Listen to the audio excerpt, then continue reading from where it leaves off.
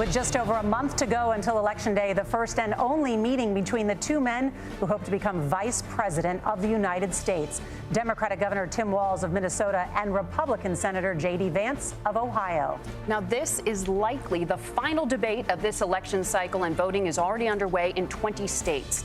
CBS News polling shows this remains a race either presidential candidate could win. The CBS News vice presidential debate starts now.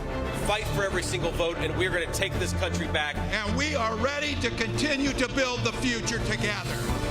We're going to turn this whole country red with President Donald J. Trump's leadership. You know what's at the end of this little journey? Kamala Harris as the next president of the United States. This is a CBS News special, live from CBS News headquarters in New York. America Decides, the vice presidential debate. Good evening, I'm Norah O'Donnell, and thank you for joining us for tonight's CBS News Vice Presidential Debate. We want to welcome our viewers on CBS, on other networks here in the U.S. and around the world. We have a consequential night ahead, and our focus is the issues that matter to you, the voter. Let's introduce the candidates. Minnesota's Democratic Governor Tim Walz and Ohio's Republican Senator J.D. Vance, tonight meeting for the first time. I'm Margaret Brennan. In order to have a thoughtful and civil debate, these are the rules that both campaigns have agreed to. Questions will be directed at one candidate, who will have 2 minutes to respond. The other candidate will be allowed 2 minutes for rebuttal. Then each candidate will get another minute to make further points, with an additional 1 minute each at the discretion of the moderator. The primary role of the moderators is to facilitate the debate between the candidates, enforce the rules, and provide the candidates with the opportunity to fact-check claims made by each other. CBS News reserves the right to mute the candidates' microphones to maintain decorum. We have not shared the questions or topics with the campaigns. The stage is set. Governor, Senator, thank you for joining us. Let's get started. Tonight, our country is facing several unfolding crises. The Middle East is on the brink of war. Americans are suffering from the catastrophic impact of Hurricane Helene. And now a labor strike as 25,000 dock workers from Maine to Texas are picketing. We're going to begin tonight with the Middle East. Margaret. Thank you, Norah.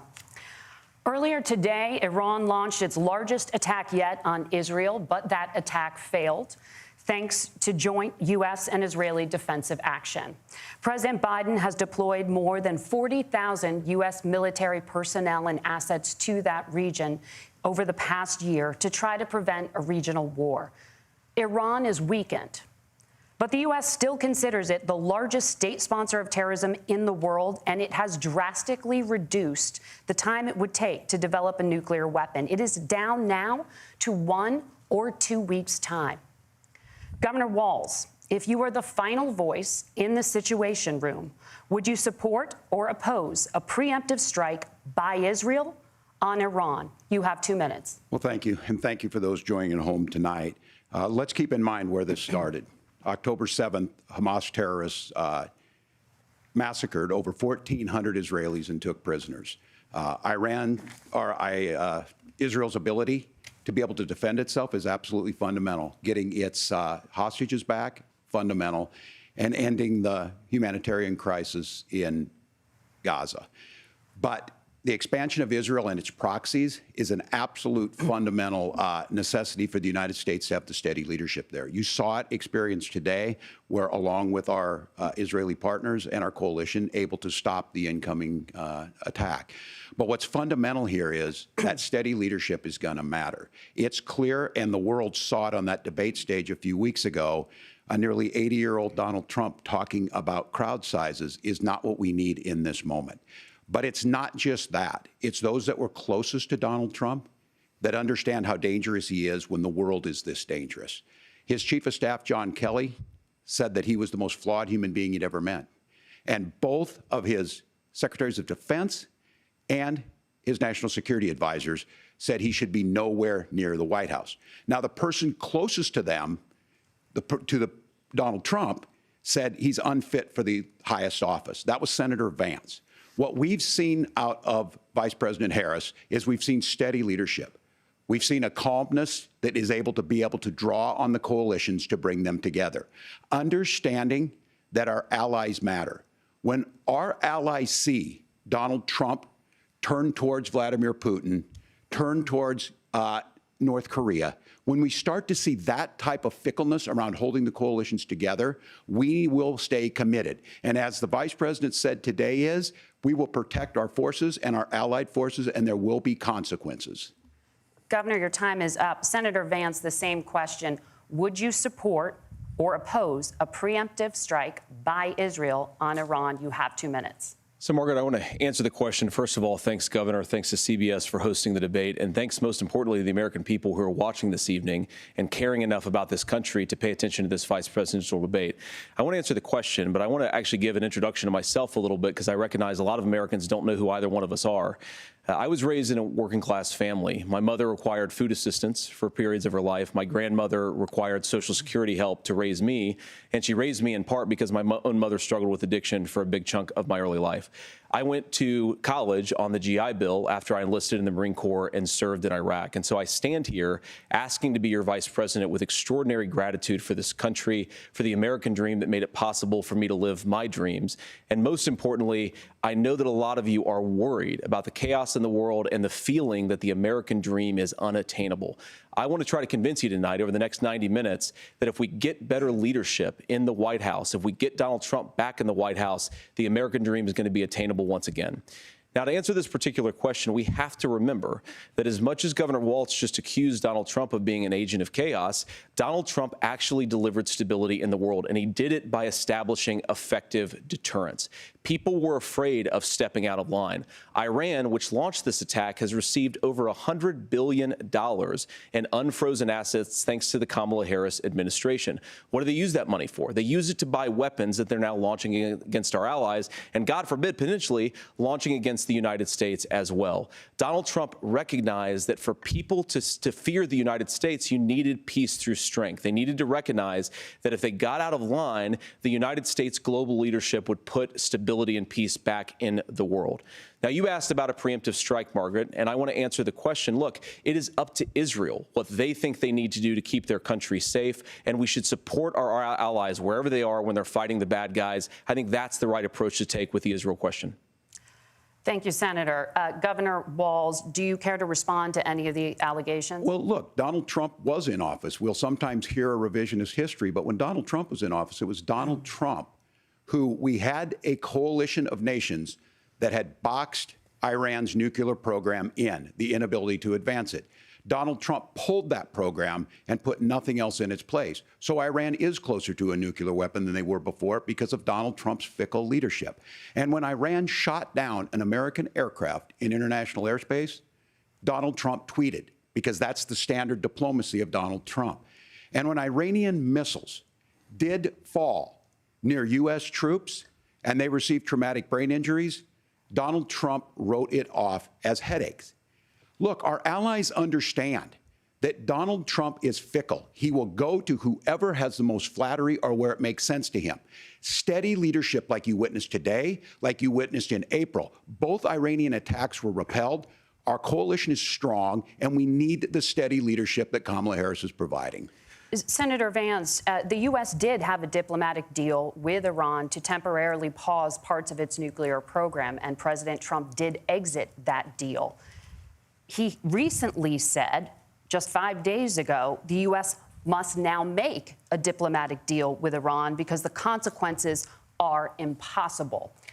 Did he make a mistake? You have 1 minute. Well, first of all, Margaret, diplomacy is not a dirty word, but I think that's something that Governor Walz just said is quite extraordinary. You yourself just said Iran is as close to a nuclear weapon today as they have ever been. And Governor Walz, you blame Donald Trump. Who has been the vice president for the last 3.5 years? And the answer is your running mate, not mine.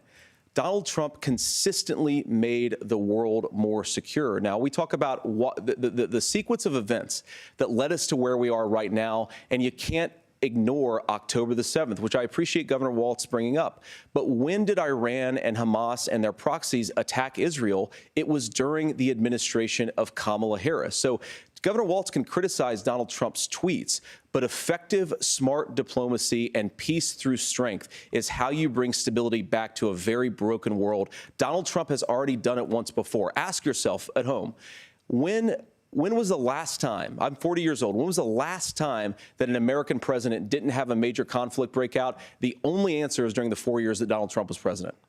Gentlemen, we have a lot to get to. Nora? Margaret, thank you. Let's turn now to Hurricane Helene. The storm could become one of the deadliest on record. More than 160 people are dead and hundreds more are missing. Scientists say climate change makes these hurricanes larger, stronger, and more deadly because of the historic rainfall. Senator Vance, according to CBS News polling, 7 in 10 Americans and more than 60% of Republicans under the age of 45 favor the U.S. taking steps to try and reduce climate change. Senator, what responsibility would the Trump administration have to try and reduce the impact of climate change? I'll give you 2 minutes. Sure. So first of all, let's start with the hurricane, because it's an unbelievable, unspeakable human tragedy. I just saw today, actually, a photograph of 2 grandparents on a roof with a 6-year-old child, and it was the last photograph ever taken of them because the roof collapsed and those innocent people lost their lives. And I'm sure Governor Walz joins me in saying our hearts go out to those innocent people, our prayers go out to them, and we want as robust and aggressive as a federal response as we can get to save as many lives as possible, and then, of course, afterwards, to help the people in those communities rebuild. I mean, these are communities that I love. Some of them I know very personally in Appalachia, all across the Southeast. They need their government to do their job, and I commit that when Donald Trump is president again, the government will put the citizens of this country first when they suffer from a disaster. Now, Nora, you asked about climate change. I think this is a very important issue. Look, a lot of people are justifiably worried about all these crazy weather patterns. I think it's important for us, first of all, to say, Donald Trump and I support clean air, clean water. We want the environment to be cleaner and safer. But one of the things that I've noticed some of our Democratic friends talking a lot about is a concern about carbon emissions, this idea that carbon emissions drives all of the climate change. Well, let's just say that's true, just for the sake of argument, so we're not arguing about weird science. Let's just say that's true. Well, if you believe that, what would you want to do? The answer is that you'd want to reshore as much American manufacturing as possible, and you'd want to produce as much energy as possible in the United States of America, because we're the cleanest economy in the entire world. What have Kamala Harris's policies actually led to? More energy production in China, more manufacturing overseas, more doing business in some of the dirtiest parts of the entire world. And when I say that, I mean the amount of carbon emissions they're doing per unit of economic output. So if we actually care about getting cleaner air and cleaner water, the best thing to do is to double down and invest in American workers and the American people. And unfortunately, Kamala Harris has done exactly the opposite. Governor Walz, you have 2 minutes to respond. Well, we got close to an agreement because all those things are happening. Look, first of all, it is a horrific tragedy with this hurricane, and my heart goes out to the folks that are down there in contact with the governors. I serve as co-chair of the Council of Governors as we work together on these emergency managements. Governors know no partisanship. They work together. So all of the governors and the emergency responders are on the ground. Those happen on the front end. The federal government comes in, makes sure they're there that we recover, but we're still in that phase where we need to make sure that they're staying there, staying focused. Now, look, coming back to the climate change issue, there's no doubt this thing roared onto the scene faster and stronger than anything we've seen. Senator Vance has said that there's a climate problem in the past. Donald Trump called it a hoax and then joked that these things would make more beachfront property to be able to invest in. What we've seen out of the Harris administration now, the Biden-Harris administration, is we've seen this investment. We've seen massive investments, the biggest in global history that we've seen in the Inflation Reduction Act, has created jobs all across the country. 2,000 in Jeffersonville, Ohio, taking the EV technology that we invented and making it here. 200,000 jobs across the country. The largest solar manufacturing plant in North America sits in Minnesota. But my farmers know climate change is real. They've seen 500-year droughts, 500-year floods back to back. But what they're doing is adapting, and this has allowed them to tell me, look, I harvest corn, I harvest soybean, and I harvest wind. We are producing more natural gas and more oil at any time than we ever have. We're also producing more clean energy. So the solution for us is to continue to move forward that climate change is real. Reducing our impact is absolutely critical, but this is not a false choice. You can do that at the same time you're creating the jobs that we're seeing all across the country. That's exactly what this administration has done. We are seeing us becoming an energy superpower for the future, not just the current. And that's what absolutely makes sense. And then we start thinking about how do we mitigate these disasters. Thank you. Senator, I want to give you an opportunity to respond there. The governor mentioned that President Trump has called climate change a hoax. Do you agree? Well, look, what the president has said is that if the Democrats, in particular Kamala Harris and her leadership, if they really believe that climate change is serious, what they would be doing is more manufacturing and more energy production in the United States of America, and that's not what they're doing. So clearly, Kamala Harris herself doesn't believe her own rhetoric on this. If she did, she would actually agree with Donald Trump's energy policies. Now, something Governor Walz said I think is important to touch upon, because when we talk about clean energy, I think that's a slogan that often the Democrats will use here. And I'm talking, of course, about the Democratic leadership. And the real issue is that if you're spending hundreds of millions or even billions of dollars of American taxpayer money on solar panels that are made in China, number one, you're going to make the economy dirtier. We should be making more of those solar panels here in the United States of America. Some of them are, Tim, but a lot of them are being made overseas in China, especially the components that go into those solar panels. So if you really want to make the environment cleaner, you've got to invest in more energy production. We haven't built a nuclear facility, I think, one in the past 40 years. Senator. Natural gas, we got to invest more in it. Kamala Harris has done the opposite. That's raised energy prices and also meant that we're doing Senator, worse by the climate. Senator, your time is up. Governor, would you like to respond? Well, look, we're producing more natural gas than we ever have. There's no moratorium on that. We're producing more oil. But the folks know, and like I said again, these are not liberal folks. These are not folks that are Green New Deal folks. These are farmers that have been drought one year, massive flooding the next year. They understand that it makes sense. Look, our number one export cannot be topsoil from erosion from these massive storms. We saw it in Minnesota this summer. And thinking about how do we respond to that, we're thinking ahead on this. And what Kamala Harris has been able to do in Minnesota, we're starting to weatherproof some of these things. The infrastructure law that was passed allows us to think about mitigation in the future. How do we make sure that we're protecting by burying our power lines? How do we make sure that we're protecting lakefronts and things that we're seeing more and more of? But to call it a hoax and to take the oil company executives to Mar-a-Lago, say, give me money for my campaign, and I'll let you do whatever you want. We can be smarter about that, and an all-above energy policy is exactly what she's doing, creating those jobs right here. Governor, your time is up. The overwhelming consensus among scientists is that the Earth's climate is warming at an unprecedented rate. Margaret? Thank you, Nora. We're going to turn now to immigration. The crisis at the U.S.-Mexico border consistently ranks as one of the top issues for American voters. Senator Vance, your campaign is pledging to carry out the largest mass deportation plan in American history and to use the U.S. military to do so. Could you be more specific about exactly how this will work?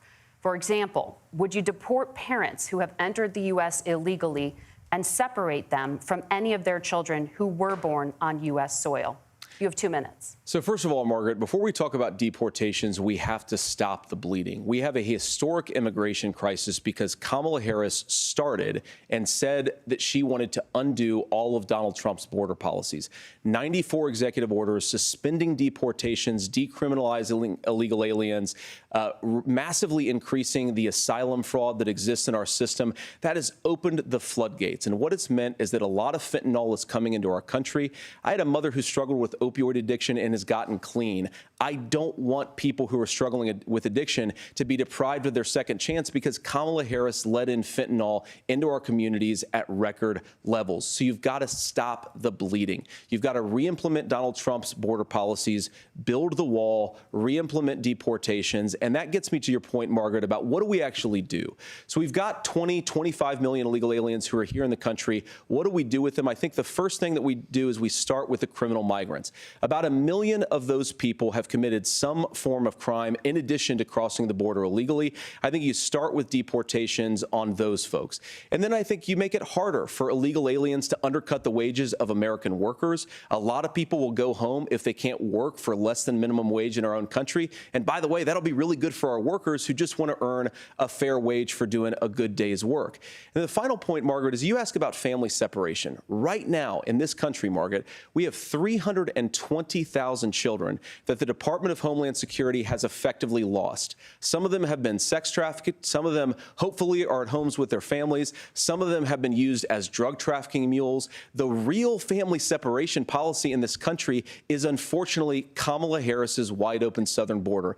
And I'd ask my fellow Americans to remember when she came into office, she said she was going to do this. Real leadership would be saying, you know what, I screwed up. We're going to go back to Donald Trump's border policies. I wish that she would do that. It would be good for all of us.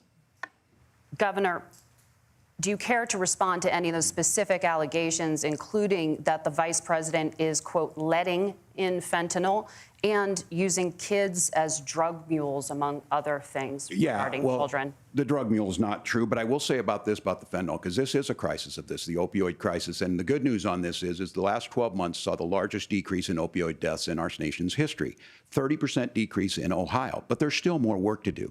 But let's go back to this on immigration. Kamala Harris was the Attorney General of the largest state and a border state in California. She's the only person in this race who prosecuted transnational gangs for human trafficking and drug interventions. But look, we all want to solve this. Most of us want to solve this, and that is the United States Congress. That's the Border Patrol agents. That's the Chamber of Commerce. That's most Americans out here. That's why we had the fairest and the toughest bill on immigration that this nation's seen. It was crafted by a conservative senator from Oklahoma, James Lankford. I know him. He's super conservative, but he's a man of principle, wants to get it done. Democrats and Republicans worked on this piece of legislation. The Border Patrol said, this is what we need in here. These are the experts. And the Chamber of Commerce and the Wall Street Journal said, pass this thing. Kamala Harris helped get there. 1,500 new border agents, detection for drugs, DOJ money to speed up these the adjudications on this, just what America wants. But as soon as I was getting ready to pass and actually tackle this, Donald Trump said no, told them to vote against it because it gives him a campaign issue. It gives him what would Donald Trump talk about if we actually did some of these things? And they need to be done by the legislature. You can't just do this through the executive branch. So look, we have the options to do this. Donald Trump had 4 years. He had 4 years to do this. And he promised you, America, how easy it would be. I'll build you a big, beautiful wall, and Mexico will pay for it.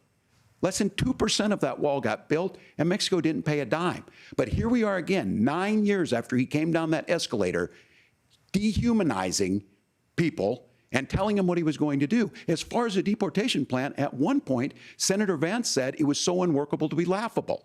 So that's where we're at. Pass the bill, she'll sign it. Governor, your time is up. Senator, the question was, will you separate parents from their children, even if their kids are U.S. citizens? You have 1 minute. Margaret, my point is that we already have massive child separations thanks to Kamala Harris's open border. And I didn't accuse Kamala Harris of inviting drug mules. I said that she enabled the Mexican drug cartels to operate freely in this country. And we know that they use children as drug mules, and it is a disgrace, and it has to stop. Look, I think what Tim said just doesn't pass the smell test. For 3 years, Kamala Harris went out bragging that she was going to undo Donald Trump's border policy. She did exactly that. We had a record number of illegal crossings. We had a record number of fentanyl coming into our country. And now that she's running for president, or a few months before, she says that somehow she got religion and cared a lot about a piece of legislation. The only thing that she did when she became the vice president, when she became the appointed border czar, was to undo 94 Donald Trump executive actions that opened the border. This problem is leading to massive problems in the United States of America. Parents who can't afford health care, schools that are overwhelmed. It's got to stop, and it will when Donald Trump is president again. Senator, your time is up. Governor, what about our CBS News polling, which does show that a majority of Americans, more than 50%, support mass deportations? Look, we fix this issue with a bill that is necessary, but the issue on this is what happens when you don't want to solve it. You demonize it. And we saw this, and Senator Vance, and it surprises me on this, talking about and saying, I will create stories to bring attention to this. That vilified a large number of people who were here legally in the community of Springfield. The Republican governor said, it's not true, don't do it. There's consequences for this. There's consequences. We could come together. Senator Langford did it. We could come together and solve this if we didn't let Donald Trump continue to make it an issue. And the consequences in Springfield were the governor had to send state law enforcement to escort kindergartners to school. I believe Senator Vance wants to solve this, but by standing with Donald Trump and not working together to find a solution, it becomes a talking point. And when it becomes a talking point like this, we dehumanize and villainize other human beings. Tim, Governor, your time is up. Senator, I'll give you 1 minute, but let me just ask you the question first.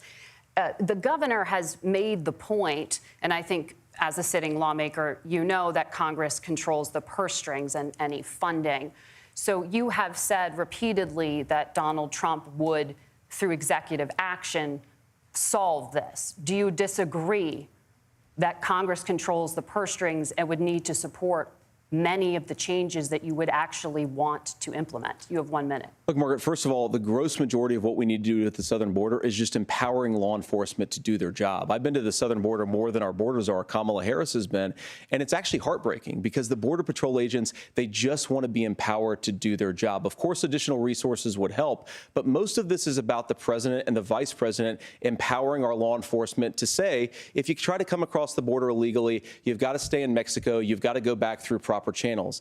Now, Governor Walz brought up the community of Springfield, and he's very worried about the things that I've said in Springfield. Look, in Springfield, Ohio, and in communities all across this country, you've got schools that are overwhelmed. You've got hospitals that are overwhelmed. You have got housing that is totally unaffordable because we brought in millions of illegal immigrants to compete with Americans for scarce homes. The people that I'm most worried about in Springfield, Ohio, are the American citizens who have had their lives destroyed by Kamala Harris's open border. It is a disgrace, Tim. And I actually think, I agree with you. I think you want to solve this problem, but I don't think that Kamala Harris does. Senator, your time is up. Governor, you have 1 minute to respond. Yeah, well, it is law enforcement that asked for the bill. They helped craft it. They're the ones that supported it. That's because they know we need to do this. Look, this issue of continuing to bring this up, of not dealing with it, of blaming migrants for everything. On housing, we could talk a little bit about Wall Street speculators buying up housing and making them less affordable, but it becomes a blame. Look, this bill also gives the money necessary to adjudicate. I agree, it should not take 7 years for an asylum claim to be done. This bill gets it done in 90 days. Then you start to make a difference in this, and you start to adhere to what we know, American principles. I don't talk about my faith a lot, but Matthew 25:40 talks about, to the least amongst us you do unto me. I think that's true of most Americans. They simply want order to it. This bill does it. It's funded. It's supported by the people who do it. And it lets us keep our dignity about how we treat other people. Thank you, Governor. And just to clarify for our viewers, Springfield, Ohio does have a large number of Haitian migrants who have legal status, temporary protected status. Well, Margaret, but thank you, Senator. We have so much to get to. Margaret, I think it's important because we're going to turn now to the economy. Thank you, Margaret. The rules were that you guys weren't going to fact check, and since you're fact checking me, I think it's important to say what's actually going on. So there's an application called the CBP One app, where you can go on as an illegal migrant, apply for asylum or apply for parole, and be granted legal status at the wave of a Kamala Harris open border wand. That is not a person coming in, applying for a green card and waiting for 10 years. That is the facilitation of illegal immigration, Margaret, by our own leadership. Thank you, Senator, for describing the legal process. We have so much to get to, Senator. Those laws have been on the books since 1990. Thank you, gentlemen. The CBP One app has not been on the books since 1990. It's something that Kamala Harris created, Margaret. Gentlemen, the audience can't hear you because your mics are cut. We have so much we want to get to. Thank you for explaining the legal process. Nora. Thank you, Margaret. The economy is a top concern for voters. Each of your campaigns has released an economic plan, so let's talk about the specifics.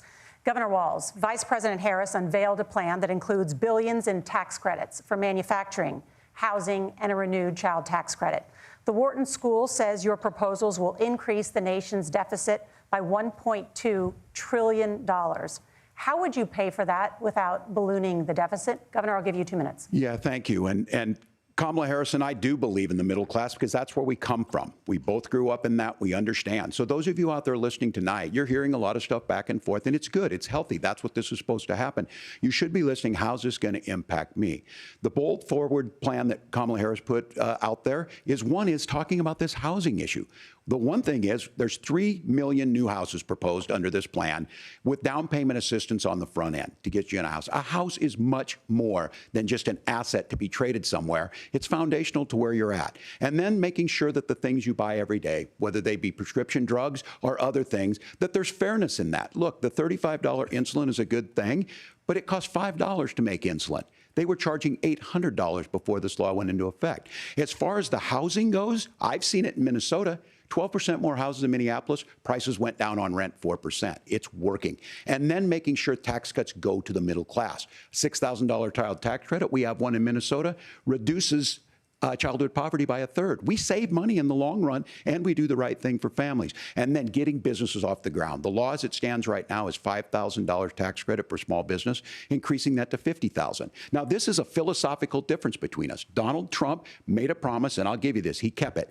He took folks to Mar-a-Lago, said, you're rich as hell, I'm going to give you a tax cut. He gave the tax cuts that predominantly went to the top class. What happened there was an $8 trillion increase in the national debt, the largest ever. Now he's proposing a 20% consumption or sales tax on everything we bring in. Everyone agrees, including businesses, it would be destabilizing it, it would increase inflation and potentially lead to a recession. Look, this is simple for you. Where are we going? Kamala Harris has said to do the things she wants to do, we'll just ask the wealthiest to pay their fair share. When you do that, our system works best, more people are participating in it, and folks have the things that they need. Senator, I want to give you a moment to respond on that. But similarly, the Wharton School has done an analysis of the Trump plan and says it would increase the nation's deficit by $5.8 trillion. My question is the same for you. How do you pay for all that without ballooning the deficit? I'll give you 2 minutes. Well, first of all, you're going to hear a lot from Tim Walz this evening, and you just heard it in the answer, a lot of what Kamala Harris proposes to do. And some of it, I'll be honest with you, it even sounds pretty good. Here's what you won't hear, is that Kamala Harris has already done it. Because she's been the vice president for 3.5 years. She had the opportunity to enact all of these great policies. And what she's actually done instead is drive the cost of food higher by 25%, drive the cost of housing higher by about 60%.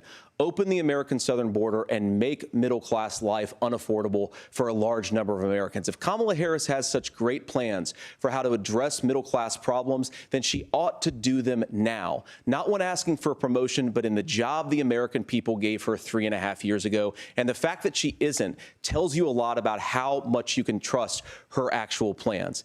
Now, Donald Trump's economic plan is not just a plan, but it's also a record. A lot of those same economists attack Donald Trump's plans, and they have PhDs, but they don't have common sense and they don't have wisdom. Because Donald Trump's economic policies delivered the highest take-home pay in a generation in this country, 1.5% inflation, and to boot, peace and security all over the world. So when people say that Donald Trump's economic plan doesn't make sense, I say look at the record. He delivered rising take-home pay for American workers.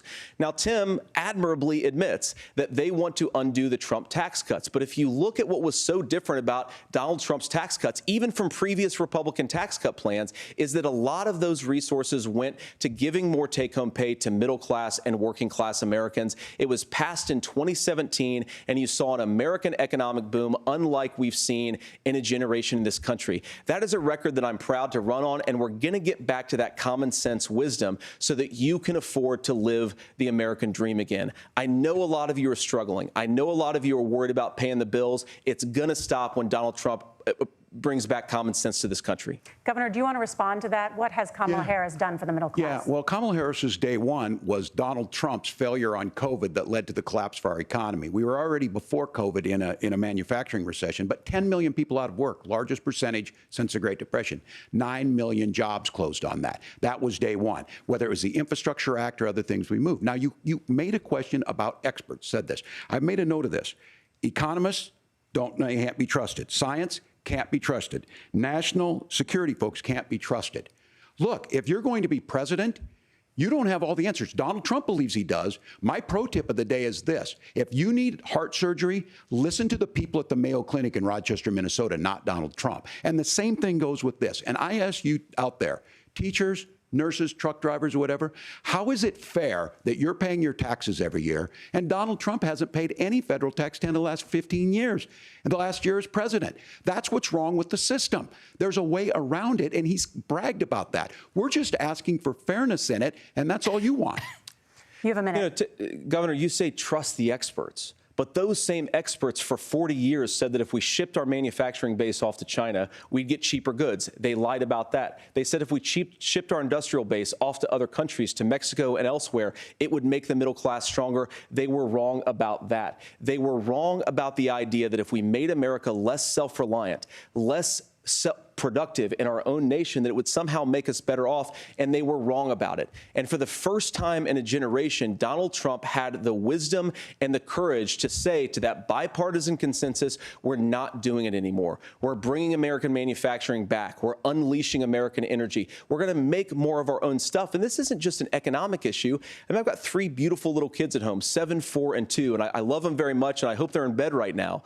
But look, so many of the drugs, the pharmaceuticals that we put in the bodies of our children are manufactured by nations that hate us. This has to stop, and we're not going to stop it by listening to experts. We're going to stop it by listening to common sense wisdom, which is what Donald Trump governed on. Senator, your time is up. Governor Walz, can you address that? I mean, voters say they trust Donald Trump on the economy more. Why? Well, if you're listening tonight and you want billionaires to get tax cuts, you heard what the numbers were.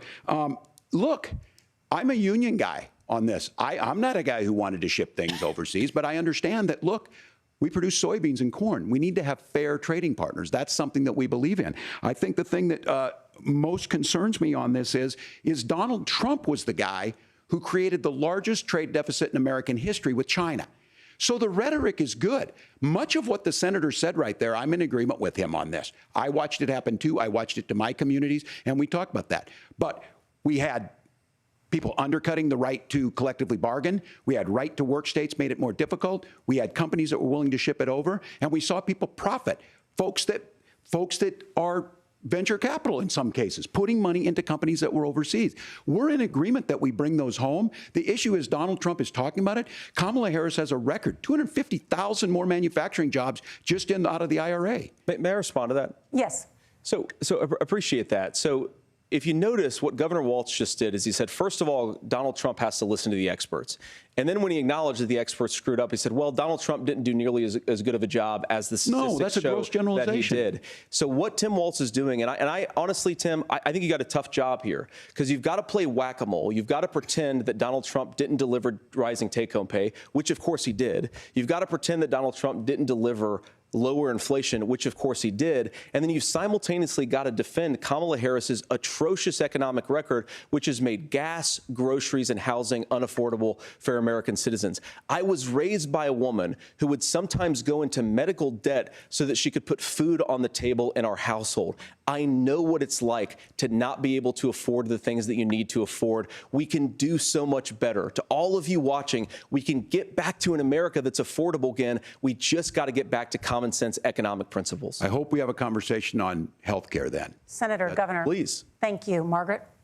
We have a lot to get to ahead, gentlemen, on many topics. But right now, I want to talk about personal qualifications. The vice president is often the last voice the president hears before making consequential decisions. We want to ask you about your leadership qualities. Governor Walz, you said you were in Hong Kong during the deadly Tiananmen Square protests in the spring of 1989. But Minnesota Public Radio and other media outlets are reporting that you actually didn't travel to Asia until August of that year. Can you explain that discrepancy? Yeah, well, and to the folks out there who didn't get at the top of this, look, I grew up in small rural Nebraska, town of 400, town that you rode your bike with your buddies till the streetlights come on, and I'm proud of that service. I joined the National Guard at 17, worked on family farms, and then I used the GI Bill to become a teacher, passionate about it, a young teacher. My first year out, I got the opportunity in the summer of '89 to travel to China. 35 years ago, be able to do that. I came back home and then started a program to take young people there. We would take basketball teams, we would take baseball teams, we would take dancers, and we would go back and forth to China. The issue for that was to try and learn. Now, look, my community knows who I am. They saw where I was at. Look, I will be the first to tell you, I have poured my heart into my community. I've tried to do the best I can, but I've not been perfect. And I'm a knucklehead at times, but it's always been about that. Those same people elected me to Congress for 12 years. And in Congress, I was one of the most bipartisan people, working on things like farm bills that we got done, working on veterans benefits. And then the people of Minnesota were able to elect me to governor twice. So look, my commitment has been from the beginning to make sure that I'm there for the people, to make sure that I get this right. I will say more than anything, many times I will talk a lot. I will get caught up in the rhetoric. But being there, the impact it made, the difference it made in my life, I learned a lot about China. I hear the critiques of this. I would make the case that Donald Trump should have come on one of those trips with us. I guarantee you he wouldn't be praising Xi Jinping about COVID, and I guarantee you he wouldn't start a trade war that he ends up losing. So this is about trying to understand the world. It's about trying to do the best you can for your community, and then it's putting yourself out there and letting your folks understand what it is. My commitment, whether it be through teaching, which I was good at, or whether it was being a good soldier or was being a good member of Congress, those are the things that I think are the values that people care about. Governor, just to follow up on that, the question was, can you explain the discrepancy? All I said on this was I got there that summer and misspoke on this. So I will just, that's what I've said. So I was in Hong Kong and China during the democracy protests went in. And from that, I learned a lot of what needed to be in governance. Thank you, Governor.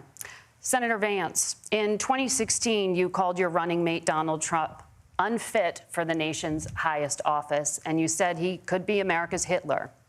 I know you've been asked many times, and you've said you regret those comments and explained you then voted for Donald Trump in 2020. But the Washington Post reported new messages last week in which you also disparaged Trump's economic record while he was president, writing to someone in 2020, quote, Trump thoroughly failed to deliver his economic populism. You're now his running mate, and you've shifted many of your policy stances to align with his. If you become vice president, why should Americans trust that you will give Donald Trump the advice he needs to hear and not just the advice he wants to hear? You have 2 minutes. Well, first of all, Margaret, because I've always been open. And sometimes, of course, I've disagreed with the president, but I've also been extremely open about the fact that I was wrong about Donald Trump. I was wrong, first of all, because I believed some of the media stories that turned out to be dishonest fabrications of his record.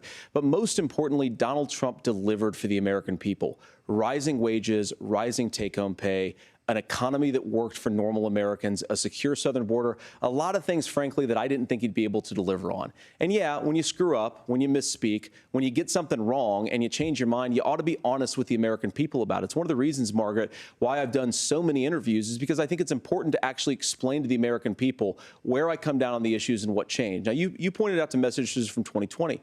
Margaret, I've been extremely consistent that I think there were a lot of things that we could have done better in the Trump administration the first round if Congress was doing its job. I strongly believe, and I've been a United States senator, that Congress is not just a high-class debating society. It's not just a forum for senators and congressmen to whine about problems. It's a forum to govern. So there were a lot of things on the border, on tariffs, for example, where I think that we could have done so much more if the Republican Congress and the Democrats in Congress had been a little bit better about how they govern the country. They were so obsessed with impeaching Donald Trump, they couldn't actually govern. And I want to talk about this tariff issue in particular, Margaret, because Tim just accused this of being a national sales tax. Look, the one thing, and you're probably surprised to hear me praising Joe Biden, but the one thing that Joe Biden did is he continued some of the Trump tariffs that protected American manufacturing jobs. And it's the one issue, the most pro-worker part of the Biden administration, it's the one issue where Kamala Harris has run away from Joe Biden's record. Think about this. If you're trying to employ slave laborers in China at $3 a day, you're going to do that and undercut the wages of American workers unless our country stands up for itself and says you're not accessing our markets unless you're paying middle-class Americans a fair wage. Senator, your time is up. Nora? Thank you. Now to the issue of reproductive rights. Governor Walz, after Roe versus Wade was overturned, you signed a bill into law that made Minnesota one of the least restrictive states in the nation when it comes to abortion. Former President Trump said in the last debate that you believe abortion, quote, in the 9th month is absolutely fine. Yes or no? Is that what you support? I'll give you 2 minutes. That's not what the bill says, but look, this issue is what's on everyone's mind. Donald Trump put this all into motion. He brags about how great it was that he put the judges in and overturned Roe versus Wade, 52 years of personal autonomy. And then he tells us, oh, we send it to the states. It's a beautiful thing. Amanda Zaworski would disagree with you on it's a beautiful thing. A young bride in Texas waiting for their child at 18 weeks. She has a complication, a tear in the membrane. She needs to go in. The medical care at that point needs to be decided by the doctor. And that would have been an abortion. But in Texas, that would have put them in legal jeopardy. She went home, got sepsis, nearly dies, and now she may have difficulty having children. Or in Kentucky, Hadley Duvall, a 12-year-old child raped and impregnated by her stepfather. Those are horrific. Now, when God asked about that, Senator Vance said 2 wrongs don't make a right. There is no right in this. So in Minnesota, what we did was restore Roe versus Wade. We made sure that we put women in charge of their health care. But look, this is not where, if you don't know Amanda or a Hadley, you soon will. Their Project 2025 is going to have a registry of pregnancies. It's going to make it more difficult, if not impossible, to get contraception and limit access, if not eliminate access to infertility treatments. For so many of you out there listening, me included, infertility treatments are why I have a child. That's nobody else's business, but those things are being proposed. And the catch-all on this is, well, the states will decide what's right for Texas might not be right for Washington. That's not how this works. This is basic human right. We have seen maternal mortality skyrocket in Texas, outpacing many other countries in the world. This is about health care. In Minnesota, we are ranked first in health care for a reason. We trust women. We trust doctors. Senator, do you want to respond to the governor's claim? Will you create a federal pregnancy monitoring agency? No, Nora, certainly we won't. And I want to talk about this issue because I know a lot of Americans care about it, and I know a lot of Americans don't agree with everything that I've ever said on this topic. And, you know, I grew up in a working class family in a neighborhood where I knew a lot of young women who had unplanned pregnancies and decided to terminate those pregnancies because they feel like they didn't have any other options. And, you know, one of them is actually very dear to me. And I know she's watching tonight, and I love you. And she told me something a couple years ago that she felt like if she hadn't had that abortion, that it would have destroyed her life because she was in an abusive relationship. And I think that what I take from that as a Republican who proudly wants to protect innocent life in this country, who proudly wants to protect the vulnerable, is that my party, we've got to do so much better of a job at earning the American people's trust back on this issue where they frankly just don't trust us. And I think that's one of the things that Donald Trump and I are endeavoring to do. I want us as a Republican Party to be pro-family in the fullest sense of the word. I want us to support fertility treatments. I want us to make it easier for moms to afford to have babies. I want it to make it easier for young families to afford a home so they can afford a place to raise that family. And I think there's so much that we can do on the public policy front just to give women more options.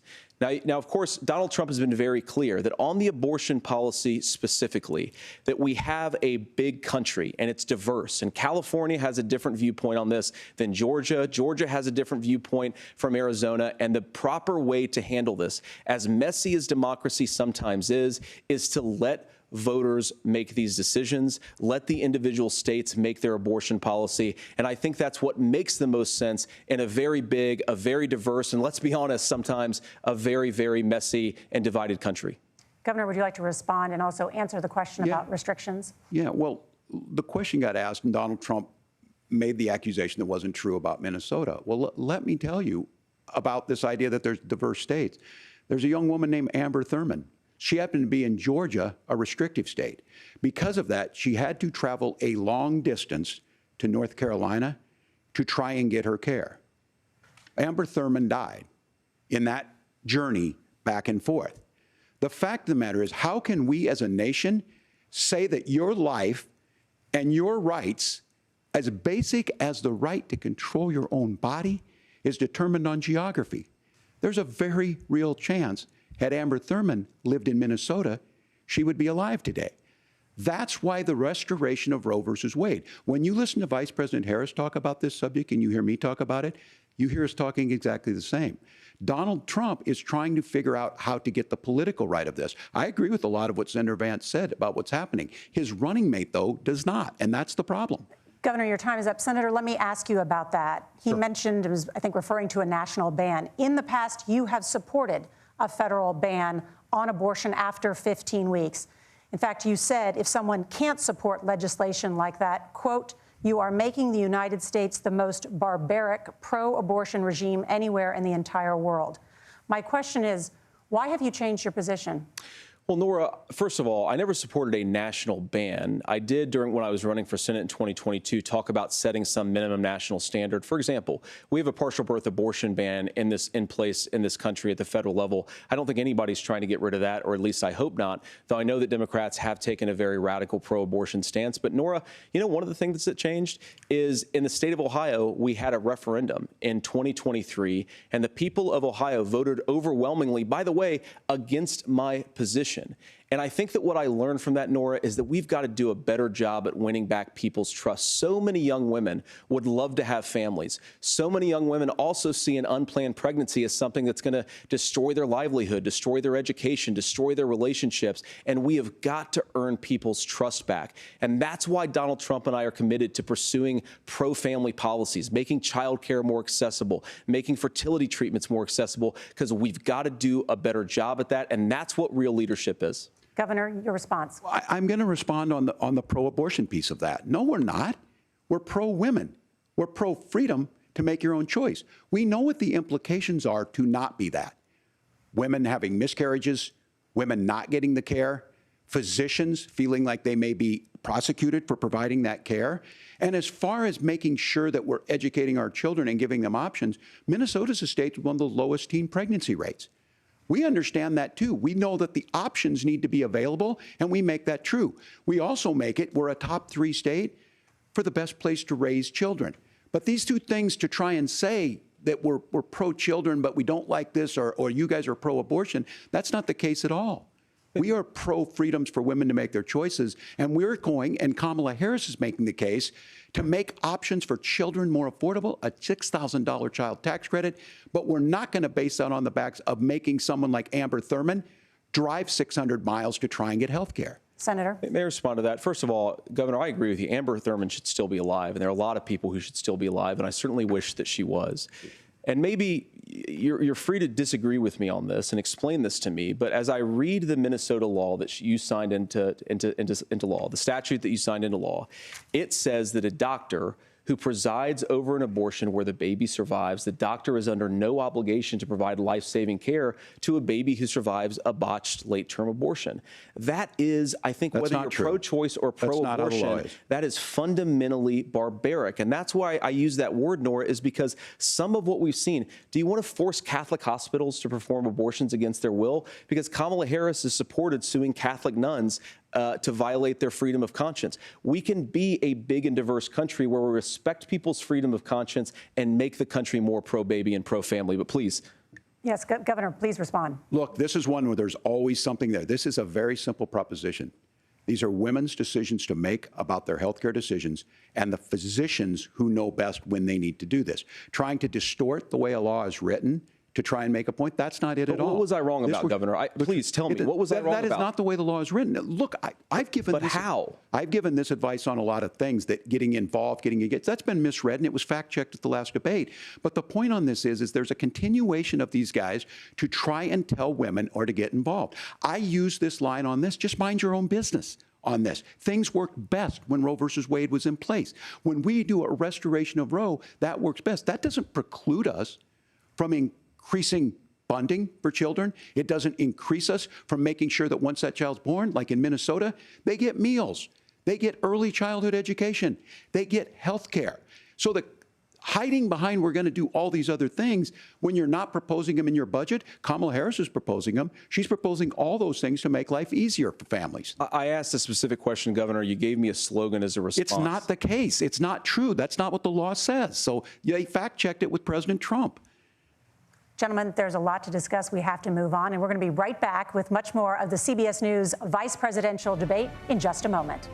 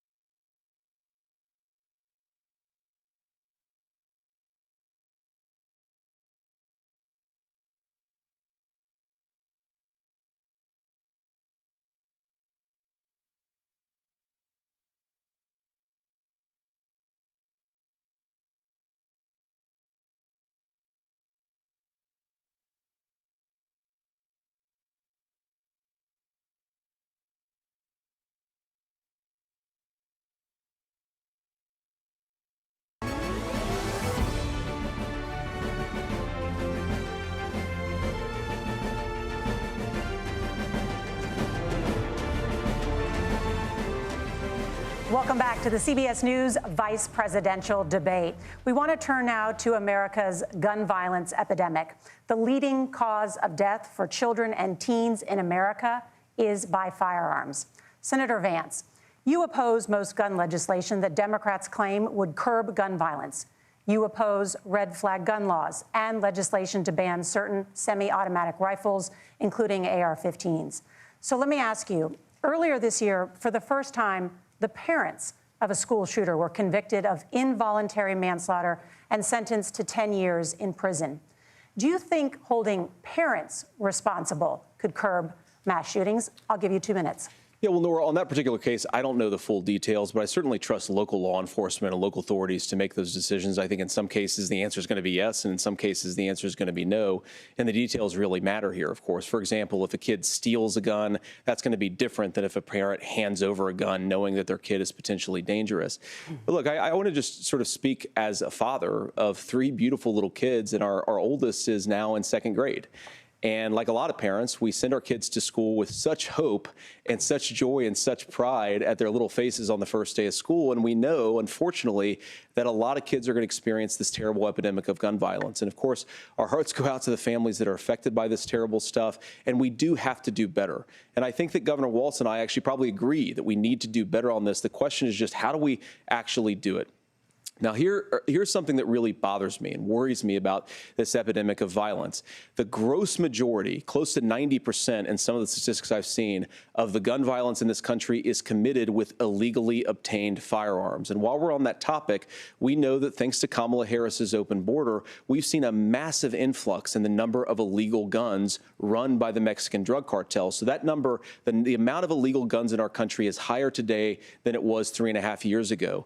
But what do we do about the schools? What do we do to protect our kids? And I think the answer is, and I say this not loving the answer, because I don't want my kids to go to school in a school that feels unsafe or where there are visible signs of security. But I unfortunately think that we have to increase security in our schools. We have to make the doors lock better. We have to make the doors stronger. We've got to make the windows stronger. And of course, we've got to increase school resource officers, because the idea that we can magically wave a wand and take guns out of the hands of bad guys, it just doesn't fit with recent experience. So we've got to make our schools safer. And I think we've got to have some common sense bipartisan solutions for how to do that. Governor, you have 2 minutes. Well, I think all the parents watching tonight, this is your biggest nightmare. Look, I got a 17-year-old, and he witnessed a shooting at a community center playing volleyball. Those things don't leave you. As a member of Congress, I sat in my office surrounded by dozens of the Sandy Hook parents, and they were looking at my 7-year-old picture on the wall. Their 7-year-old were dead, and they were asking us to do something. And look, I'm a hunter. I own firearms. The vice president is. We understand that the Second Amendment is there, but our first responsibility is to our kids to figure this out. In Minnesota, we've enacted enhanced red flag laws, enhanced background checks, and we can start to get data. But here's the problem. If we really want to solve this, we've got folks that won't allow research to be even done on gun violence. And this idea that we should just live with it, here's what I do think, that this is a good start to the conversation. I 100% believe that Senator Vance hates it when these kids, it's abhorrent and it breaks your heart. I agree with that. But that's not far enough when we know there are things that worked. I've spent time in Finland and seen some Finnish schools. They don't have this happen, even though they have a high gun ownership rate in the country. There are reasonable things that we can do to make a difference. It's not infringing on your Second Amendment. And the idea to have some of these weapons out there, it just doesn't make any sense. Kamala Harris, as an attorney general, worked on this issue. She knows that it's there. No one's trying to scaremonger and say we're taking your guns, but I ask all of you out there, do you want your schools hardened to look like a fort? Is that what we have to go? When we know there's countries around the world that their children aren't practicing these types of drills. They're being kids. We owe it to them to get a fix. These are things that shouldn't be that difficult. You can still keep your firearms, and we can make a difference. We have to. If you're listening tonight, this breaks your heart. Senator. Tim, first of all, I didn't know that your 17-year-old witnessed a shooting. And I'm sorry about that, and I hope that he's doing okay. Christ have mercy. It is awful.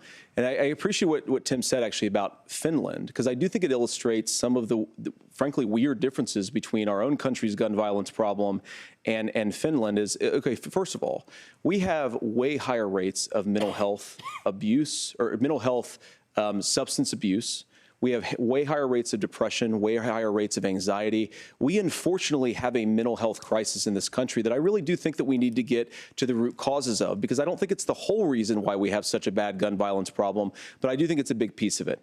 Another driver of the gun violence epidemic, especially that affecting our kids, it doesn't earn as many headlines, but is the terrible gun violence problem in a lot of our big cities. And this is why we have to empower law enforcement to arrest the bad guys, put them away, and take gun offenders off the streets. I think there's a whole host of things that we can do here, but I do think at our schools we've got to talk about more security. Senator, thank you. Governor, you previously opposed an assault weapons ban, but it only later in your political career did you change your position. Why? Yeah, I sat in that office with those Sandy Hook parents. I've become friends with school shooters. I've seen it. Look, the NRA, I was an NRA guy for a long time. They used to teach gun safety. I'm of an age where my shotgun was in my car so I could pheasant hunt after football practice. That's not where we live today. And several things I want to mention on this is, talking about cities and where it's at, the number one where the most firearm deaths happen in Minnesota are rural suicides. And we have an epidemic of children getting guns and shooting themselves. And so we have, and we should look at all of the issues, making sure folks have health care and all that, but I want to be very careful. This idea of stigmatizing mental health, just because you have a mental health issue doesn't mean you're violent. And I think what we end up doing is we start looking for a scapegoat. Sometimes it just is the guns. It's just the guns, and there are things that you can do about it. But I do think that this is one, and I think this is a healthy conversation.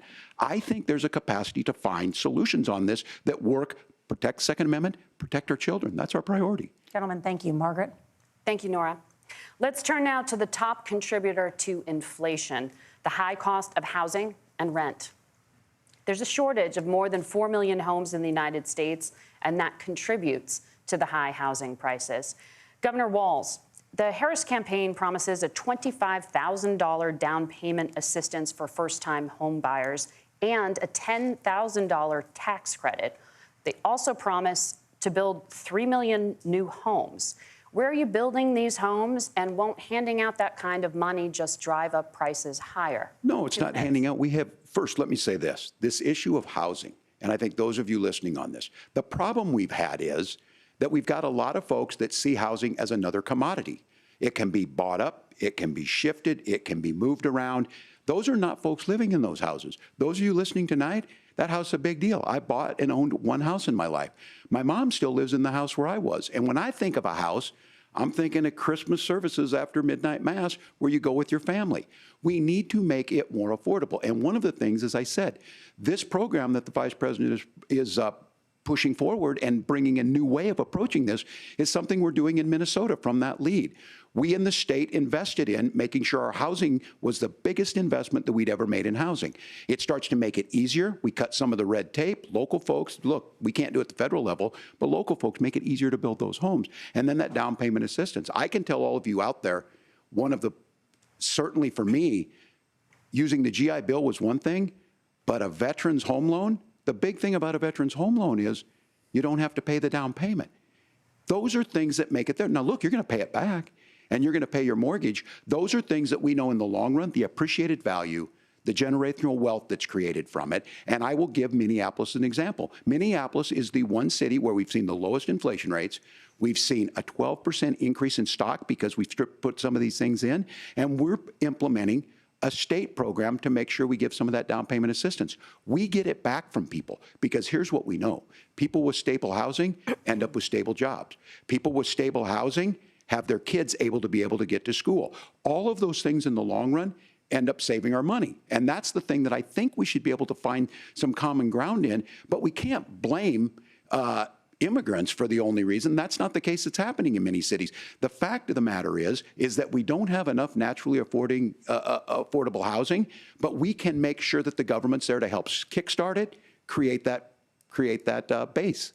Governor, your time is up. Senator Vance, as far as your campaign's position, the promise is to seize federal lands to build homes, remove regulation, provide tax breaks, and cut back on immigration, which you say pushes up prices.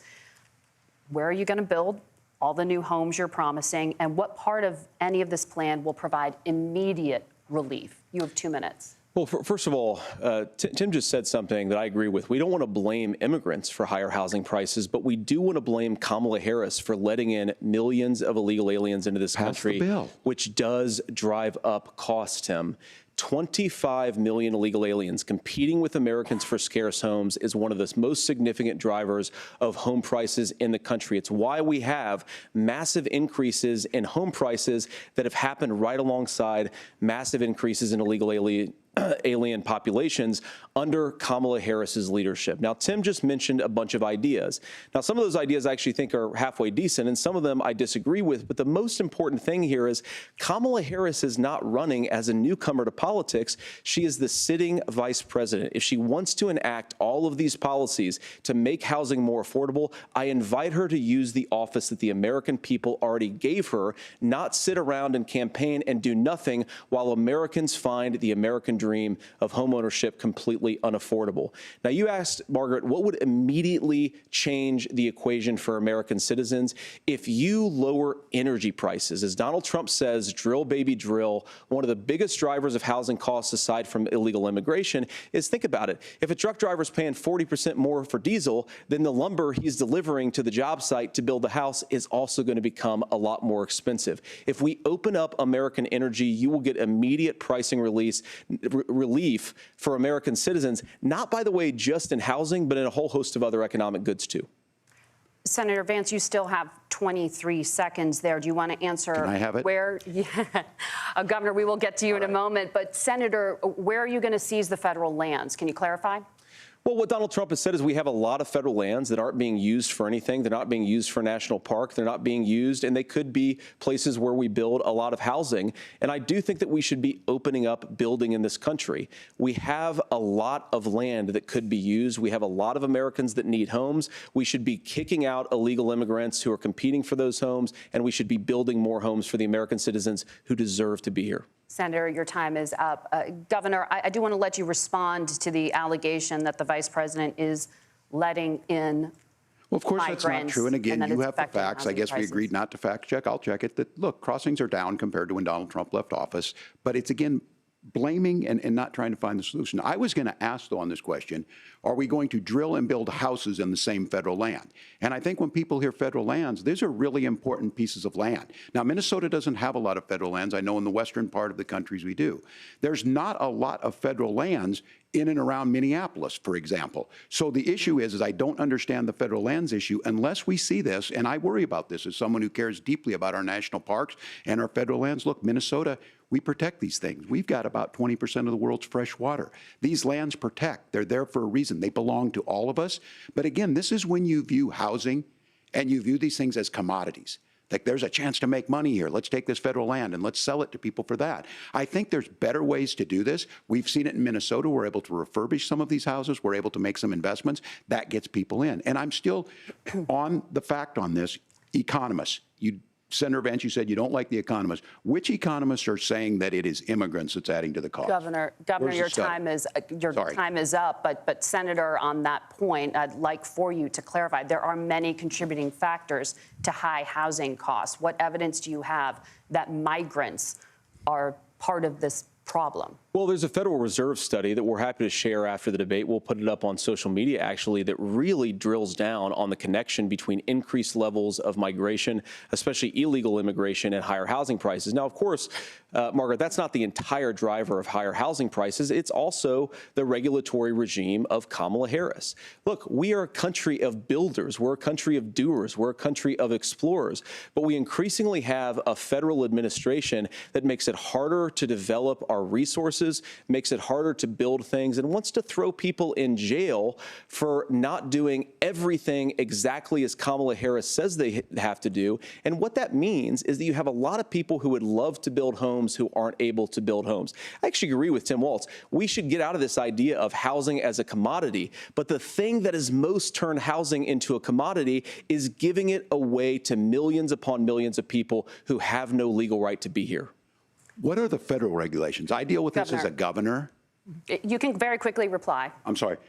I get this as a governor, and I don't necessarily disagree with that in some cases, many of those are local, many of them are state. I don't know which ones are federal, but I think whenever we talk regulations, people think they can get rid of them. I think you want to be able to get out of your house in a fire. I think you want to make sure that it's fireproof and those types of things. So which are the regulations? Because the vice president's not responsible for those. Congress writes those. Governor, thank you. Gentlemen, we have a lot to get to. You're passionate about the housing crisis, I can tell. But Nora? Thank you. One of the top problems facing Americans is the high cost of health care. Senator Vance, at the last presidential debate, former President Trump was asked about replacing the Affordable Care Act. In response, he said, "I have concepts of a plan." Since then, Senator, you've talked about changing how chronically ill Americans get health insurance. Can you explain how that would work? And can you guarantee that Americans with pre-existing conditions won't pay more? I'll give you 2 minutes. Well, of course, we're going to cover Americans with pre-existing conditions. In fact, a lot of my family members have gotten health care. I believe, members of my family actually got private health insurance, at least for the first time, switched off of Medicaid onto private insurance for the first time under Donald Trump's leadership. And I think that, a lot of people have criticized this concepts of a plan remark. Look, it's very simple common sense. I think as Tim Walz knows from 12 years in Congress, you're not going to propose a 900-page bill standing on a debate stage. It would bore everybody to tears, and it wouldn't actually mean anything because part of this is the give and take of bipartisan negotiation.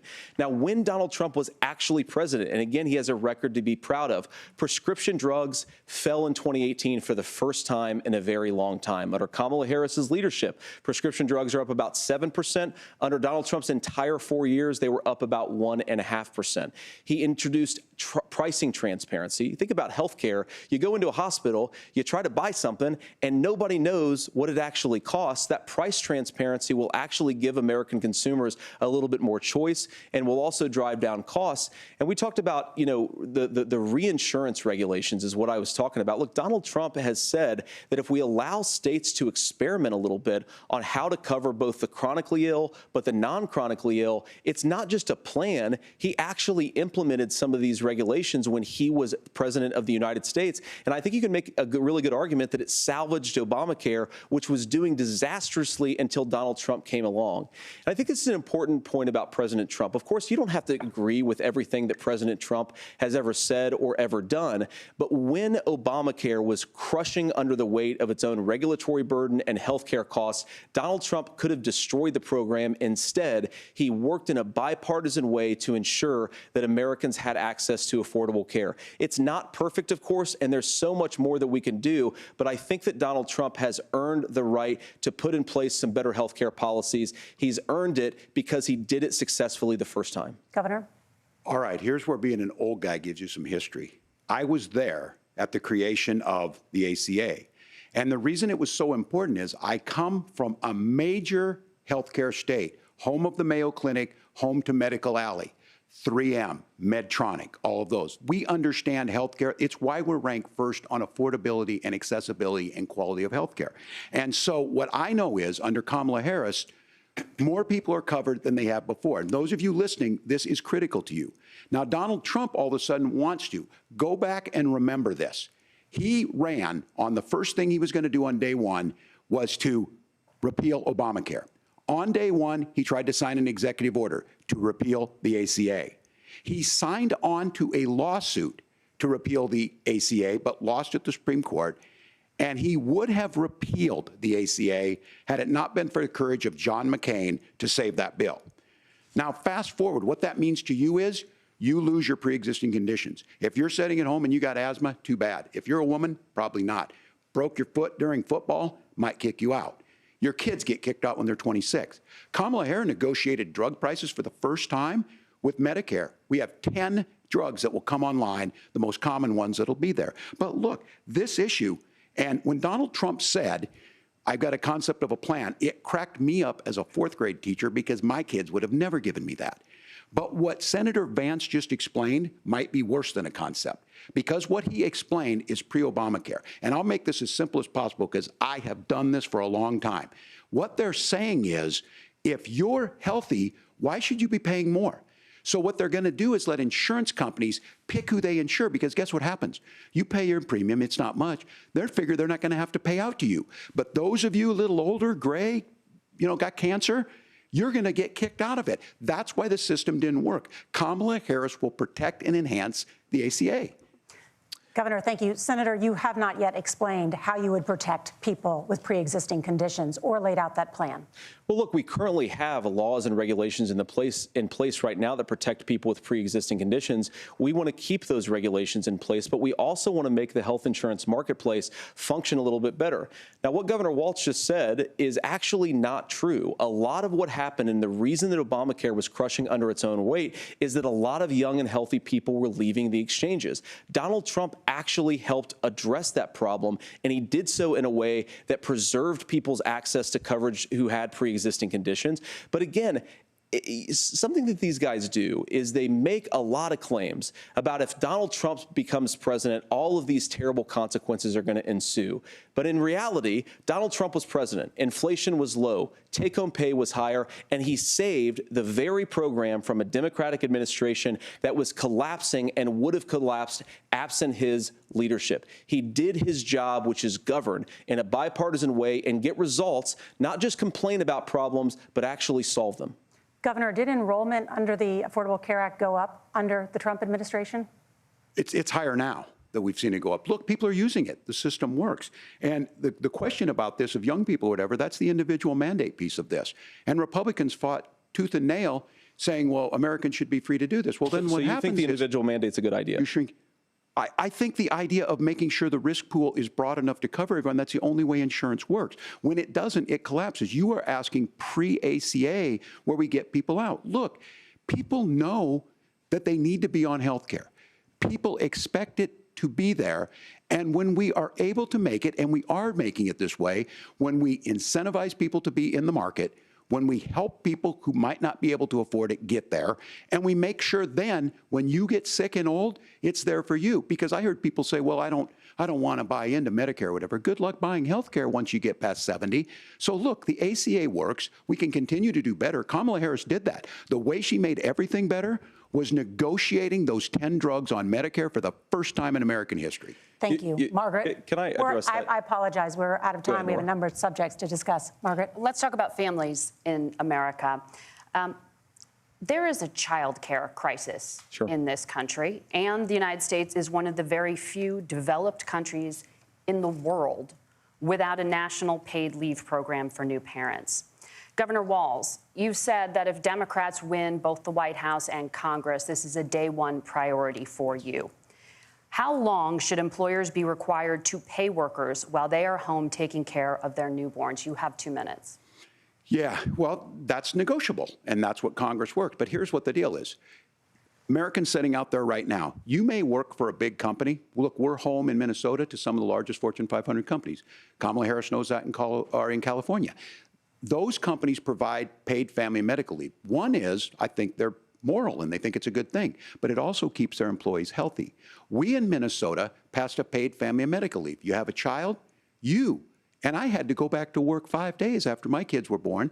This allows you to stay home a certain amount of time. What we know is that gets the child off to a better start, the family works better, we stay in their employers, we get more consistency in that. So Kamala Harris has made it a priority. We implemented it in Minnesota and we see growth. That's how you become a pro-business state. But the negotiations on it, and here's the issue, those big companies are able to offer it. Those of you out there who don't have it, just imagine what happens if you get cancer or your child gets sick. We know what happens. You end up staying home. In some places, that means no paycheck because you've got no protection on that. This is the case of an economy that Donald Trump has set for the wealthiest amongst us. He's willing to give those tax breaks to the wealthiest. He's willing to say, bust those unions up, do whatever. What we're saying is the economy works best when it works for all of us. And so a paid family medical leave program, and I will tell you, go to the families or go to the businesses and ask them. As far as childcare on this, you have to take it at both the supply and the demand side. You can't expect the most important people in our lives to take either our children or our parents to get paid the least amount of money. And we have to make it easier for folks to be able to get into that business and then to make sure that folks are able to pay for that. We were able to do it in Minnesota, and I'm still telling you this. We were listed as the best state. We're still in crisis on this. A federal program of paid family and medical leave and help with this will enhance our workforce, enhance our families, and make it easier to have the children that you want. Governor, your time is up. Senator, do you support a national paid leave program? And if so, for how long should employers be mandated to pay their employees while they are home taking care of their newborn? You have 2 minutes. Yeah, well, first of all, Margaret, a number of my Republican colleagues and some Democrats, too, have worked on this issue. And I think there is a bipartisan solution here because a lot of us care about this issue. I mean, look, I speak from this very personally because I'm married to a beautiful woman who is an incredible mother to our 3 beautiful kids, but is also a very, very brilliant corporate litigator. And I'm so proud of her. But being a working mom, even for somebody with all of the advantages of my wife, is extraordinarily difficult. And it's not just difficult from a policy perspective. She actually had access to paid family leave because she worked for a bigger company. But the cultural pressure on young families and especially young women, I think makes it really hard for people to choose the family model they want. A lot of young women would like to go back to work immediately. Some would like to spend a little time home with the kids. Some would like to spend longer at home with the kids. We should have a family care model that makes choice possible. And I think this is a very important substantive difference between Donald Trump and Kamala Harris's approach. I mean, look, if you look at the federal programs that we have that support paid family leave right now, the Community Development Block Grant, and there's another block grant program that spends a lot of money from the federal government. These programs only go to one kind of childcare model. Let's say you'd like your church maybe to help you out with childcare. Maybe you live in a rural area or an urban area and you'd like to get together with families in your neighborhood to provide childcare in the way that makes the most sense. You don't get access to any of these federal monies. We want to promote choice in how we deliver family care and how we promote childcare because, look, it is unacceptable. And, you know, of course, Tim and I have been on the campaign trail a lot the past 7 or 8 weeks. And one of the biggest complaints I hear from young families is people who feel like they don't have options, like they're choosing between going to work or taking care for their kids. That is an incredible burden to put on American families. We're the only country that does it. I think we could do a heck of a lot better. Senator, thank you. You have also said, Senator Vance, many things about the American family. The Federal Reserve says parents will spend nearly as much on child care as they do on housing each month. So I want to get your thoughts on this. President Trump recently said, as much as child care is talked about as being expensive, it's relatively speaking not very expensive compared to the kinds of numbers we'll be taking in. Is President Trump committed to the $5,000 per child tax credit that you have described? You have 1 minute. Well, what President Trump said, Margaret, I just want to defend my running mate here a little bit, is that we're going to be taking in a lot of money by penalizing companies for shipping jobs overseas and penalizing countries who employ slave laborers and then ship their products back into our country and undercut the wages of American workers. It's the heart of the Donald Trump economic plan. Cut taxes for American workers and American families. Cut taxes for businesses that are hiring and building companies in the United States of America, but penalize companies and countries that are shipping jobs overseas. That's the heart of the economic proposal. And I think what President Trump is saying is that when we bring in this additional revenue with higher economic growth, we're going to be able to provide paid family leave, child care options that are viable and workable for a lot of American families. Can you clarify how that will solve the child care shortage? Well, because as Tim said, a lot of the child care shortage is we just don't have enough resources going into the multiple people who could be providing family care options. And we're going to have to, unfortunately, look, we're going to have to spend more money. We're going to have to induce more people to want to provide child care options for American families, because the reason it's so expensive right now is because you've got way too few people providing this very essential service. Thank you, Senator. Governor Walz, your ticket also has some child care tax credit proposals. Do you think Congress will agree to the $6,000 credit for newborns and $3,000 credit for children over the age of 6, as your campaign has promised? Is that realistic? Well, if these members of Congress are listening to anybody, I can tell you, and this is the biggest issue. Everybody listening tonight knows. I mean, I'm sure they were shocked to hear it's not that expensive. And let's be clear, whether it's $5,000 or $6,000, that pays you about 3 or 4 months. Let's be clear of where we're at on this. It's because we got out of an imbalance on this. We thought we were going to get by not paying people. I don't think Senator Vance and I are that far apart. I'm not opposed to what he's talking about on options. We've done scholarships types of things. I think we need to be open to making the case. But the issue here is, the question you asked is, you're not going to pay for it with these tariffs. That's just adding another $4,000 on the family and taking less. So not only do they not get the money to pay for that, they're $4,000 in the hole. That's Wharton School. That's his alma mater. And so I think the issue here is, if those members of Congress, I can't believe they're not. When I go to businesses, sure, they'll talk about taxes sometime, but they will lead with childcare and they will lead with housing, because we know the problem is, especially in a state like Minnesota, we need more workers because our economy's growing, but we need the workforce. Governor, thank you. We need to move on. Nora? Let's talk about the state of democracy, the top issue for Americans after the economy and inflation. After the 2020 election, President Trump's campaign and others filed 62 lawsuits contesting the results. Judges, including those appointed by President Trump and other Republican presidents, looked at the evidence and said there was no widespread fraud. The governors of every state in the nation, Republicans and Democrats, certified the 2020 election results and sent a legal slate of electors to Congress for January 6th. Senator Vance, you have said you would not have certified the last presidential election and would have asked the states to submit alternative electors. That has been called unconstitutional and illegal. Would you again seek to challenge this year's election results, even if every governor certifies the results? I'll give you 2 minutes. Well, Nora, first of all, I think that we're focused on the future. We need to figure out how to solve the inflation crisis caused by Kamala Harris's policies, make housing affordable, make groceries affordable, and that's what we're focused on. But I want to answer your question because you did ask it.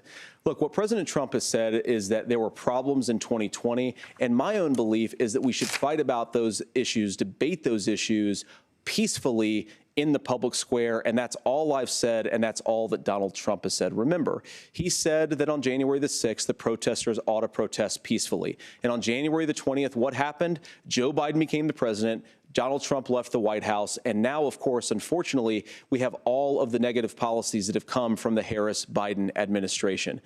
I believe that we actually do have a threat to democracy in this country, but unfortunately, it's not the threat to democracy that Kamala Harris and Tim Walz want to talk about. It is the threat of censorship. It's Americans casting aside lifelong friendships because of disagreements over politics. It's big technology companies silencing their fellow citizens. And it's Kamala Harris saying that rather than debate and persuade her fellow Americans, she'd like to censor people who engage in misinformation.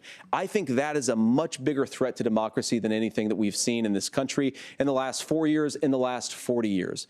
Now, I'm really proud, especially given that I was raised by 2 lifelong blue-collar Democrats, to have the endorsement of Bobby Kennedy Jr. and Tulsi Gabbard, lifelong leaders in the Democratic coalition. And of course, they don't agree with me and Donald Trump on every issue. We don't have to agree on every issue, but we're united behind a basic American First Amendment principle that we ought to debate our differences. We ought to argue about them. We ought to try to persuade our fellow Americans. Kamala Harris is engaged in censorship at an industrial scale. She did it during COVID. She's done it over a number of other issues. And that, to me, is a much bigger threat to democracy than what Donald Trump said when he said that protesters should peacefully protest on January the 6th. Governor?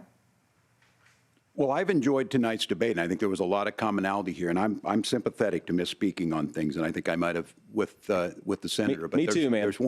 There's one though that this one is troubling to me, and I say that because I think we need to tell the story. Donald Trump refused to acknowledge this. And the fact is that I don't think we can be the frog in the pot and let the boiling water go up. He was very clear. I mean, he lost this election, and he said he didn't. 140 police officers were beaten at the Capitol that day, some with the American flag. Several later died. And it wasn't just in there. In Minnesota, a group gathered on the state Capitol grounds in St. Paul, and said, we're marching to the governor's residence and there may be casualties. The only person there was my son and his dog, who was rushed out crying by state police. That issue and Mike Pence standing there as they were chanting, hang Mike Pence. Mike Pence made the right decision. So, Senator, it was adjudicated over and over and over. I worked with kids long enough to know, and I said as a football coach, sometimes you really want to win, but the democracy is bigger than winning an election. You shake hands, and then you try and do everything you can to help the other side win. That's what was at stake here. Now, the thing I'm most concerned about is the idea that imprisoning your political opponents, already laying the groundwork for people not accepting this. And a president's words matter. A president's words matter. People hear that. So I think this issue of settling our differences at the ballot box, shaking hands when we lose, being honest about it, but to deny what happened on January 6th, the first time in American history that a president or anyone tried to overturn a fair election and the peaceful transfer of power. And here we are 4 years later in the same boat. I will tell you this, that when this is over, we need to shake hands this election, and the winner needs to be the winner. This has got to stop. It's tearing our country apart. Margaret? Senator Vance, did you want to respond to that?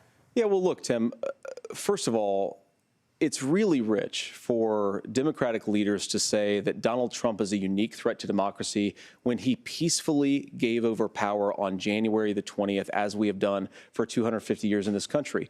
We are going to shake hands after this debate and after this election. And of course, I hope that we win, and I think we're going to win. But if Tim Walz is the next vice president, he'll have my prayers, he'll have my best wishes, and he'll have my help whenever he wants it. But we have to remember that for years in this country, Democrats protested the results of elections. Hillary Clinton in 2016 said that Donald Trump had the election stolen by Vladimir Putin because the Russians bought like $500,000 worth of Facebook ads. This has been going on for a long time. And if we want to say that we need to respect the results of the election, I'm on board. But if we want to say, as Tim Walz is saying, that this is just a problem that Republicans have had, I don't buy that. Governor. January 6th was not Facebook ads. And I think a revisionist history on this. Look, I don't understand how we got to this point. But the issue was that happened. Donald Trump can do it. And all of us say there's no place for this. It has massive repercussions. This idea that there's censorship to stop people from threatening to kill someone, threatening to do something, that's not censorship. Censorship is book banning. We've seen that. We've seen that brought up. I just think for everyone tonight, and I'm going to thank Senator Vance. I think this is the conversation they want to hear. And I think there's a lot of agreement. But this is one that we are miles apart on. This was a threat to our democracy in a way that we had not seen. And it manifested itself because of Donald Trump's inability to say. He is still saying he didn't lose the election. I would just ask that. Did he lose the 2020 election?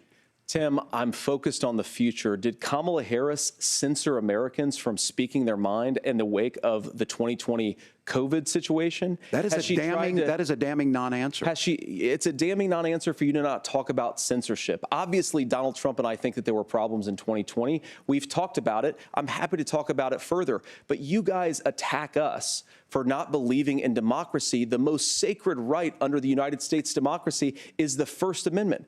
You yourself have said there's no First Amendment right to misinformation. Kamala Harris wants to use the power of government and big tech to silence people from speaking their minds. That is a threat to democracy that will long outlive this present political moment. I would like Democrats and Republicans to both reject censorship. Let's persuade one another. Let's argue about ideas, and then let's come together afterwards. You can't yell fire in a crowded theater. That's the test. That's the Supreme Court test. Tim, fire in a crowded theater. You guys wanted to kick people off of Facebook for saying that toddlers shouldn't wear masks. Senator, the governor does have the floor. Fire in a crowded theater. That is criticizing the policies of the government, which is the right of every American. Senator, the governor does have the floor for 1 minute to respond to you. Yeah. Well, I don't run Facebook. What I do know is I see a candidate out there who refused, and now again, and this I'm pretty shocked by this. He lost the election. This is not a debate. It's not anything anywhere other than in Donald Trump's world. Because look, when Mike Pence made that decision to certify that election, that's why Mike Pence isn't on this stage.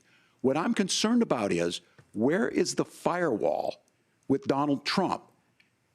Where is the firewall if he knows he could do anything, including taking an election, and his vice president's not going to stand to it? That's what we're asking you, America. Will you stand up? Will you keep your oath of office, even if the president doesn't? And I think Kamala Harris would agree. She wouldn't have picked me if she didn't think I would do that, because of course that's what we would do. So, America, I think you've got a really clear choice on this election of who's going to honor that democracy and who's going to honor Donald Trump. Governor, your time is up. Thank you, gentlemen. We will be right back with both of our candidates. The CBS News vice presidential debate continues.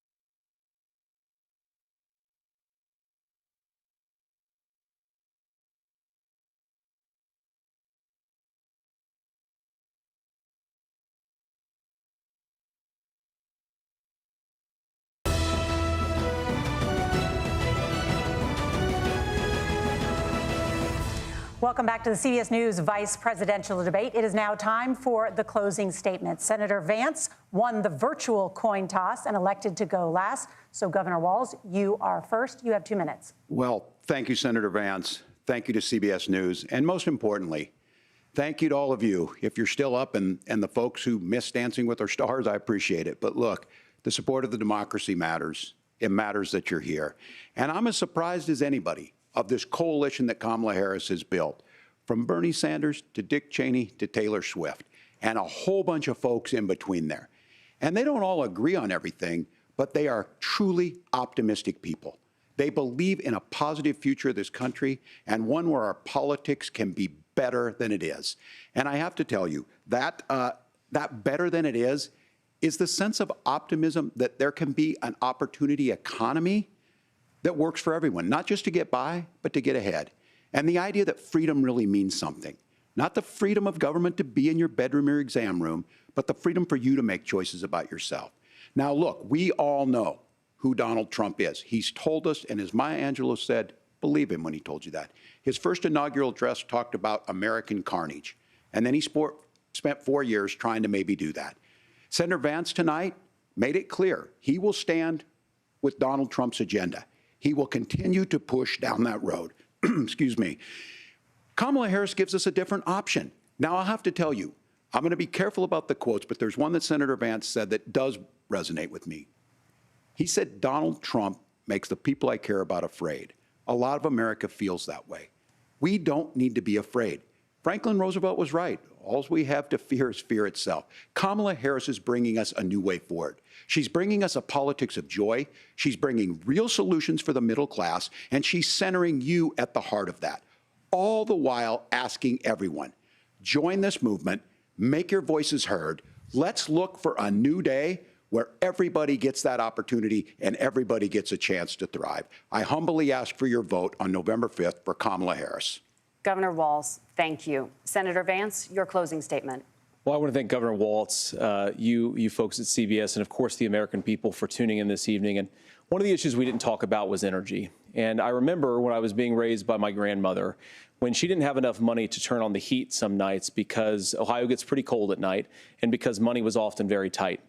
And I believe, as a person who wants to be your next vice president, that we are a rich and prosperous enough country where every American, whether they're rich or poor, ought to be able to turn on their heat in the middle of a cold winter night. That's gotten more difficult thanks to Kamala Harris's energy policies. I believe that whether you're rich or poor, you ought to be able to afford a nice meal for your family. That's gotten harder because of Kamala Harris's policies. I believe that whether you're rich or poor, you ought to be able to afford to buy a house. You ought to be able to live in safe neighborhoods. You ought to not have your communities flooded with fentanyl. And that, too, has gotten harder with because of Kamala Harris's policies. Now, I've been in politics long enough to do what Kamala Harris does when she stands before the American people and says that on day one, she's going to work on all these challenges I just listed. She's been the vice president for 3.5 years. Day one was 1,400 days ago, and her policies have made these problems worse.